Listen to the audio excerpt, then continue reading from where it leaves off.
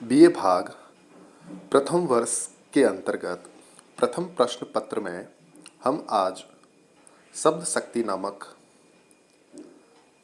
बिंदु पर अध्ययन करेंगे। सबसे पहले हम बात करते हैं इसके परिचय के संदर्भ में। जिस प्रकार शरीर और प्राण दोनों के रहने पर ही किसी प्राणी का अस्तित्व रहता है, इनमें से किसी के एक के न रहने से दूसरे का रहना असंभव है, उसी प्रकार किसी भी कथन में शब्द और अर्थ दोनों की स्थिति अनिवार्य है। शब्द विहीन अर्थ और अर्थ विहीन शब्द की कल्पना की ही नहीं जा सकती। साहित्य के अंतर्गत इन दोनों का रहना अनिवार्य है। शब्द और अर्थ दोनों एक दूसरे से मिलते जुलते हैं। काव्य के लिए जैसे सुंदर शब्दों की आवश्यकता होती है, वैसे ही उनसे व्यक्त होने वाले सुंदर अर्थ की भी, किंतु शब्दों का अर्थ प्रसंग के अनुसार बदला करते हैं। पशुओं के मध्य एक विशेष प्रकार के पशु के लिए हम बैल शब्द का प्रयोग करते हैं, परंतु किसी नासमझ, मूर्ख और विवेक शून्य पुरुष को कोई बात समझाते समझाते जब हम ऊब जाते हैं और खींच कर कह बैठते हैं कि तुम तो निरे बैल हो, तब उसको बैल कहने से हमारा आशय यह नहीं होता कि वह मनुष्य का आकार छोड़कर बैल नामक पशु विशेष का हो गया है। प्रत्युत इसके द्वारा हम उसकी पशु की सी बुद्धिहीनता की ओर संकेत करते हैं। उसे महामूर्ख कहने से उसकी बुद्धि शून्यता के विषय में हमारी भावना संतुष्ट नहीं होती और उसे बैल कहने पर ही ऐसा प्रतीत होता है कि हमने उसकी मूर्खता का यथावत उल्लेख कर दिया है। इस प्रकार बैल का साधारण प्रचलित अर्थ न लेकर एक दूसरा ही अर्थ लिया जाएगा। प्रसंग के अनुकूल अर्थ की इस प्रकार की विभिन्नता के संबंध में एक आख्यान जो है स्मरण आ जाता है। संस्कृत में जैसे सैंधव शब्द घोड़ा और सेंधा नमक दोनों के लिए प्रयुक्त होता है, एक पंडित जी ने रसोई बनाते समय अपने एक आवश्यकता से अधिक बुद्धिमान शिष्य से कहा, सैंधव मानय अर्थात सैंधव ले आओ। शिष्य ने सोचा शायद गुरुजी इस समय शीघ्रतापूर्वक कहीं बाहर जाने का विचार कर रहे हैं, इससे उन्होंने झट एक बढ़िया तेज घोड़ा लाकर चौक में खड़ा कर दिया। पंडित जी का प्रस्तुत किया हुआ भोजन अपवित्र हो गया और उन्हें उससे हाथ धोना पड़ा। वे बेचारे शिष्य की मूर्खता पर प्रसंग के अनुसार शब्द का अर्थ न समझने की बुद्धि की अजीर्णता पर मन ही मन पछता कर रह गए। खैर, कहने का तात्पर्य यह है कि वाक्य के अंतर्गत शब्दों का ठीक ठीक अर्थ समझना साधारण बात नहीं है। इसलिए किस किस प्रकार वाक्य के अंतर्गत शब्द के अर्थ का बोध होता है, इसका यहाँ विचार करना समीचीन प्रतीत होता है। जिन शब्दों का कुछ अर्थ ही नहीं होता वे निरर्थक है, उन पर यहाँ इस कारण विचार ना किया जाएगा कि वे साहित्य में शक्ति विहीन है। यहाँ केवल सार्थक शब्दों के विषय में विचार किया जाएगा, क्योंकि उनमें यह शक्ति होती है कि वे किसी व्यक्ति, पदार्थ, वस्तु, क्रिया आदि का ज्ञान कराते हैं। ऐसे शब्दों का ठीक अर्थ वाक्य में उनके स्थान से ही निश्चित होता है। इसलिए इस विवेचन में जहाँ शब्दों के अर्थ के संबंध में कुछ कहा जाएगा, वहाँ यह समझना चाहिए कि उनके वाक्य के अंतर्गत होने से ही अभिप्राय है, उनके स्वतंत्र रूप से नहीं।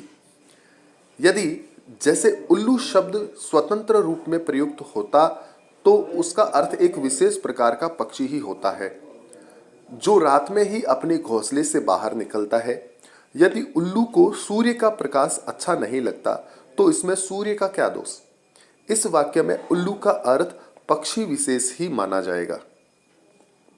इसके विपरीत यदि किसी विद्यार्थी को बार बार एक ही विषय समझाने पर भी उसकी समझ में नहीं आता और इस पर क्रुद्ध होकर अध्यापक कह देता है कि ऐसे उल्लुओं को यदि बृहस्पति आ जाए तो भी नहीं समझा सकते, तो इस वाक्य में उल्लू का अर्थ पक्षी विशेष नहीं प्रत्युत अत्यंत मूर्ख समझा जाएगा। अब हम बात करें कि वास्तव में शब्द शक्ति क्या होती है, तो जिन शक्तियों के द्वारा वाक्य के अंतर्गत किसी शब्द का मुख्य या अन्य अर्थ ग्रहण किया जाता है उन पर अलग अलग विचार के साथ कहते हैं। सबसे पहले हम बात करते हैं कि शब्द शक्ति, शब्द की शक्ति जो शब्द को विशेष शक्ति प्रदान करती है, विशेष अर्थ प्रदान करती है, विशेष महत्व प्रदान करती है, उसे हम शब्द शक्ति कहेंगे। इसके विभिन्न प्रकार हैं। सबसे पहले हम बात करते हैं इसके अभिधा के संदर्भ में। अभिधा शब्द शक्ति, किसी शब्द को सुनते ही हमें पहले उसके साधारण तथा प्रचलित अर्थ का बोध हुआ करता है। शब्द की जिस शक्ति के कारण किसी शब्द का ऐसा मुख्य या सांकेतिक अर्थ समझा जाता है उसे अभिधा शक्ति कहते हैं। काव्यार्थे अर्थे अभिधा। ठीक है, अभिधा वाक्य के अंतर्गत किसी शब्द के केवल सांकेतिक अर्थ का बोध कराती है। बहुत से ऐसे शब्द होते हैं जिनके कई अर्थ होते हैं, यह बात कोशों से जानी जा सकती है। उनमें से कौन सा अर्थ वाक्य में प्रयुक्त किसी शब्द का अर्थ लिया जाएगा, इसका ज्ञान प्रसंग से या उसके वाक्य के अन्य शब्दों के संबंध से होता है।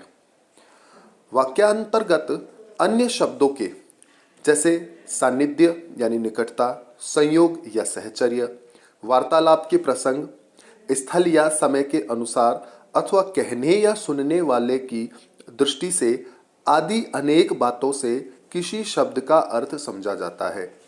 जैसे मोती बड़ा नटखट लड़का है और आजकल मोती सस्ते हो गए हैं। तो इन दो वाक्यों में पहले में मोती शब्द व्यक्ति विशेष का नाम और दूसरे में एक बहुमूल्य पदार्थ विशेष का नाम निर्देश करता है। मोती के ये दोनों अर्थ उसके अन्य शब्दों के निकट होने से जाने गए। दूसरा, मधुकर कमल के ऊपर गुंजार करता है। इस वाक्य में कमल शब्द के सहचर्य से, उसके साथ होने से मधुकर का अर्थ भ्रमर लिया जाएगा, शहद की मक्खी नहीं। संस्कृत में शहद की मक्खी को भी मधुकर कहते हैं, परंतु यहाँ पर मधुकर जो है वो भ्रमरे से लिया गया है। कारण कमल का रस भ्रमर ही पान करता है, मधु भक्षिका नहीं, यानी मधुमक्खी नहीं। सेंधव शब्द का अर्थ घोड़ा और सेंधा नमक दोनों होते हैं, अतः भोजन के वर्णन के प्रसंग में सेंधव शब्द का प्रयोग होगा तो उसका अर्थ सेंधा नमक ही लिया जाएगा, और युद्ध या यात्रा आदि के प्रसंग में प्रयुक्त इस शब्द का अर्थ घोड़ा ही होगा। तीसरा, प्रभाकर सूर्य और चंद्रमा दोनों का पर्यायवाची है।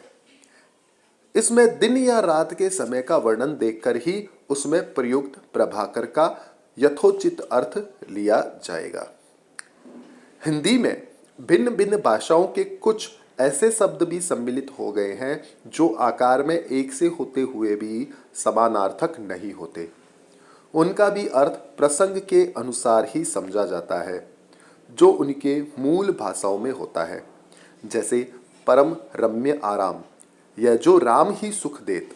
इसमें आराम शब्द संस्कृत का है जिसका प्रसंग में बाग होता है, परंतु आजकल हमें काम की कमी होने से बहुत आराम मिलता है। इस वाक्य में आराम शब्द का मूल आधार फारसी के अनुवाद प्रसंग से सुख या चैन समझा जाएगा। इसी प्रकार कुंभला गए बदन थे सबके अतीव दुख से, इस वाक्य में बदन का अर्थ प्रसंग से चेहरा समझा जाएगा। यह शब्द संस्कृत के वदन शब्द का तद्भव रूप है, परंतु बदन कट गए शत्रु पक्ष वालों में सबके, इस वाक्य में बदन का अर्थ प्रसंग से शरीर विदित हो जाएगा। यह फारसी शब्द है। इस तरह अभिधा शक्ति के द्वारा प्राप्त अर्थ वाच्यार्थ अथवा मुख्यार्थ कहलाता है और इस अर्थ को प्रकट करने वाला शब्द वाचक। तो ये अभिधा शब्द शक्ति के संदर्भ में हमने बात की।